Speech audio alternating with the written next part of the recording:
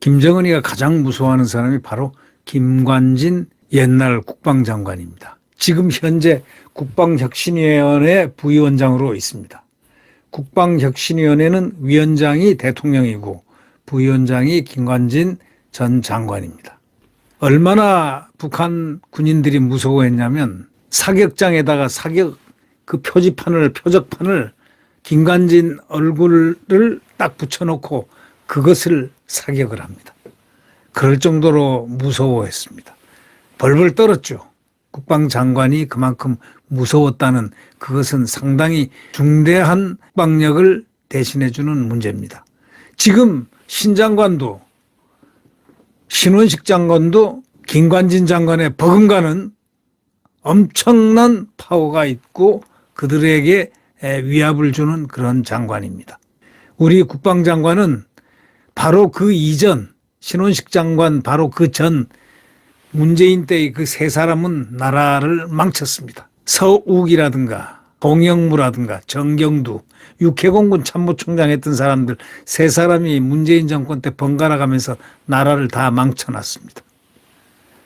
바로 극좌파들과 화합했다는 소위 9.19 합의 그 시기에 어떤 군대를 완전히 그냥 당나라 군대로 만들어버렸던 그 세 사람 정말 보기가 싫고 듣기도 싫고 아주 생각하기도 싫은 자들입니다. 그런데 이 전투형 김관진 장관 이분은 대단한 하나의 역사를 대한민국에 남겼습니다.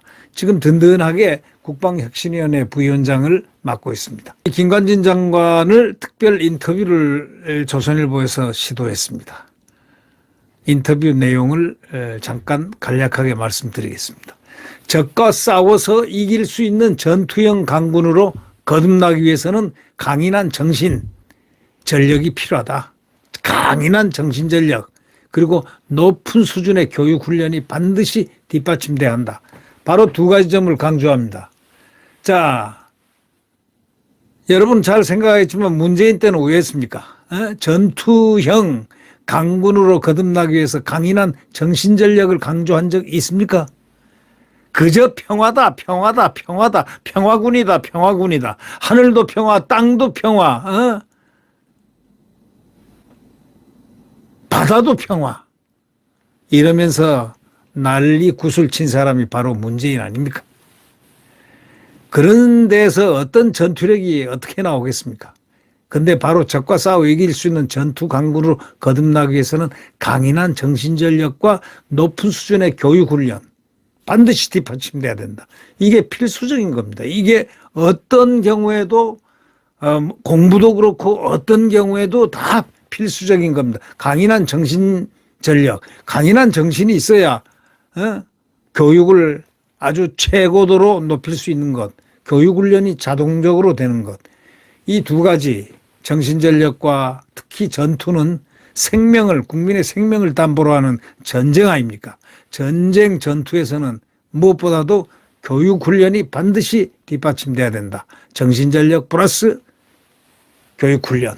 예, 높은 수준의 아주 딱 축약을 해서 이 김관진 장관이, 김관진 지금 혁신위 부위원장이죠. 그분이 말을 잘 했습니다. 대통령 직속 국방혁신위 부위원장을 지금 맡고 있습니다. 지난 21일 용산 국방컨벤션에서 이 조선일보하고 인터뷰를 가졌습니다. 유명한 그 군사 전문 기자 유영원 기자 그분이 김관진 장관과 인터뷰를 했습니다. 윤석열 정부의 국방혁신 과제에 대해서 설명하면서 이런 강조점을 아까 말씀드린 소위 말해서 교육훈련, 정신전력 이 두 가지를 강조하는 그런 얘기를 시작했습니다. 이분은 국방부 직속 국방혁신위원회 위원장도 겸하고 있습니다. 김 부위원장이 언론과 구체적인 국방 현안에 대해서 단독으로 인터뷰한 것은 처음입니다. 김 부위원장은 현 정부가 의욕적으로 추진 중인 국방혁신 4.0의 핵심 어젠다에 대해서 얘기했습니다. 전투형 강군, 과학기술 강군 육성에 있다면서 이거를 위해서 국방혁신위원회에 참여하게 됐다. 이렇게 김관진 부위원장은 밝혔습니다. 그는 지난 정부 시절에 약화됐던 우리 군에 대한 정신전력 교육훈련, 획득 무기 체계, 또 전투형 강군의 초석 전반을 강화해야 된다고 절박한 심정을 갖고 있던 중에 대통령께서 임무를 주었다. 임무를 주셔서 작은 힘을 보태기로 했다. 이렇게 말했습니다.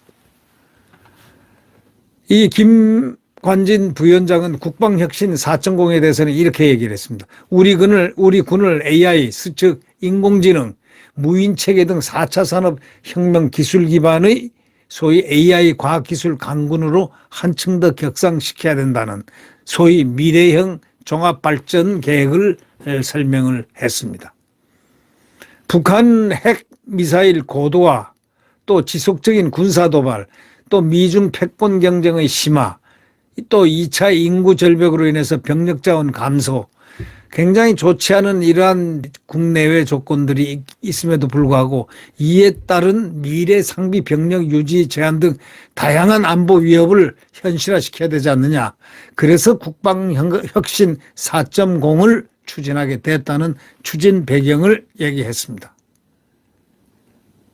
최근에 그 북한이 정찰위성이라든가 ICBM 발사에서 나타나듯이 북한은 끊임없이 핵미사일 도발 위협을 가할 것이라는 것. 끊임없이 가할 것이라는 것. 9.19 군사합의라든가 북한의 선의에 기대하는 건 말도 안 되는 9.19 군사합의니 뭐니 북한의 선의에 기댄다는 건 그건 있을 수 없는 일이고 우리는 우리의 강력한 힘을 바탕으로 해서 확고한 대비태세를 통해서 북한이 감히 도발할 수 없도록 해야만 우리의 안전이 확보되는 것이다. 이렇게 강조했습니다. 9.19 군사합의에 대해서도요, 딱 한마디 했습니다. 9.19 군사합의가 있다고 북한이 우발 충돌을 안 할 수 있냐 이거야. 저희들 마음대로 하는 사람이다 이거야.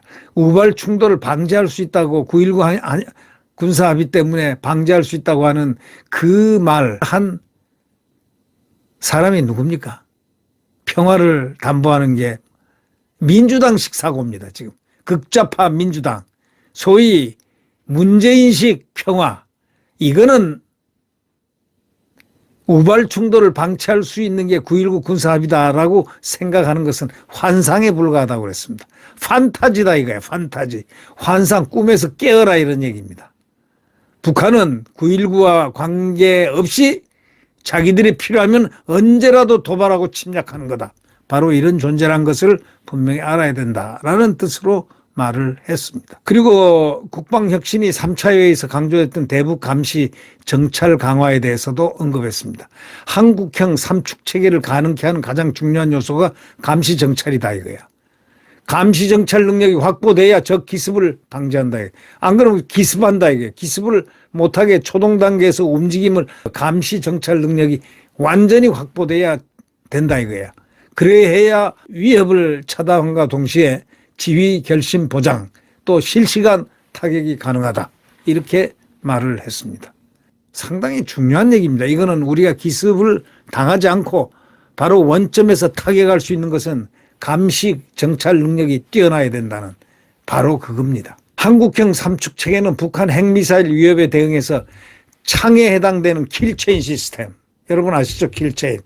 방패인 한국형 미사일 방어 KAMD 체계. 북지휘부 등을 초토화하는 대량 응징 보복 KMPR 이걸로 구성되어 있습니다. 여러분 이 삼축체계는 아주 우리의 가장 중요한 북한 핵미사일 위협에 대응하는 체계입니다. 창을 우리가 찔러대는 창을 갖고 있어야 되지 않습니까? 그게 킬체인 바로 초토화시키는 그겁니다. 그것이 또 방패인 한국형 미사일 방어 KMD가 딱 체계가 있어야 되고 북한 지휘부 등을 초토화시키는 대량 응징 보복 KMPR 이 세 가지로 구성되어 있다는 것. 이건 잘 아실 겁니다. 삼축체계. 윤 대통령은 이날 회의에서 앞으로 강화될 우리 감시정찰 능력을 한미 간에 공유하고 한미일 미사일 경보 정보 실시간 공유 체계를 활용해서 고도화하는 북한 핵미사일 위협을 효과적으로 억제시켜 나가야 된다고 얘기했습니다. 킬체인 아주 좋습니다.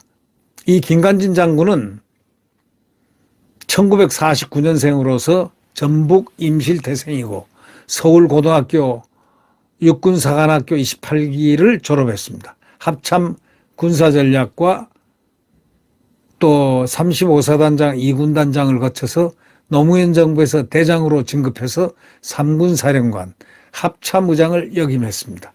이명박 정부였던 2010년 11월 북한의 연평도 포격 도발로 안보 위기가 커지자 그해 12월 국방부 장관으로 전격 발탁됐습니다. 그는 쏠지 말지 묻지 말고 그 현장에서 바로 즉각 응사하라 이런 얘기입니다. 쏠까요 말까요 이렇게 상급에 물어보지 말고 바로 선 조치하라. 그리고 후 보고하라. 이런 대응 지침을 내린 분이 바로 김관진 장군입니다. 당시 국방장관이죠. 지금 신원식 장관도 선 조치하라는 대응 지침을 이미 내린 바가 있습니다. 북한이 가장 무서워하는 장군으로 불리는 사람이 바로 김관진 장관입니다. 박근혜 정부 때 국방장관에 유임됐습니다. 또 이어서 국가안보실장도 지냈습니다. 윤석열 정부에서 국방혁신위원회 부위원장에 임명됐습니다. 참 여러 가지 격고를 문재인 정부에서 당했습니다. 참 문재인 정부, 대한민국에 과연 그가 대통령으로서의 자격이 있고 자질이 있는지 그거는 역사가 앞으로 이를 증명할 것입니다. 그는 북한 김정은 대변인이라는 얘기가 벌써 세계에서 많이 뉴스로 타전되고 그랬지 않습니까? 북한 대변인처럼 가서 누구를 만나도 북한 대신하고 하여튼 좀 특별한 사람이 문재인 아니었나. 지금 평산마을에서 책방을 하는데 또 그것도 또 뭐 때문에 책방을 하는지 도대체 알다가도 모르겠습니다. 아니 알지를 못합니다. 무슨 꿍꿍이로 저러는 것인지 대한민국을 완전히 초토화시켜놨다고 해도 과언이 아니죠. 문재인으로부터 굉장한 탄압을 받았던 이 김관진 장관. 그의 지금 머릿속에는 딱 하나 국방입니다. 국토방위 그리고 북한의 위협에 대해서 단호하게 대처하는 그의 정신력일 것입니다. 구독 버튼과 엄지를 눌러주시면 감사하겠습니다.